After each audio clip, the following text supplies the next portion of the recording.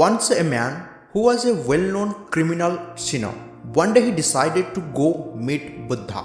He wanted to be initiated and wanted to Buddha's help. But he was afraid people might not allow him to enter at his place. So he decided to go at such time when there were not too many people. Instead of entering from main gate, he jumped from a wall of a backside. By chance, Buddha was gone for begging at that time. Man was caught by Buddha's disciple. Then man said, I have not come to steal or anything. I am well known around here, hated and feared by most of around here. I was just afraid that you would not allow me through main gate. That's why I came from back.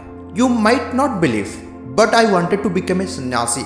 That's why I came here. So disciples who caught him took him to disciple named Sariputra, who was a great astrologer who had capacity to read people's past lives. Disciples asked Sariputra, please look into this man's past lives. In this life, he is a murderer, a sinner, but maybe he earned some fortune in his past life, and that's why now he wants to become a sannyasi.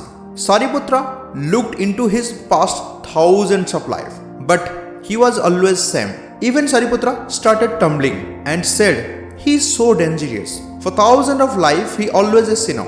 It is impossible any changes in this man. Even Buddha cannot do anything. Saying this, Sariputra asked disciples to take him out immediately. So the man was turned out. He felt hot, thought that there is no chance for him to change. Alive, he could not be around Buddha.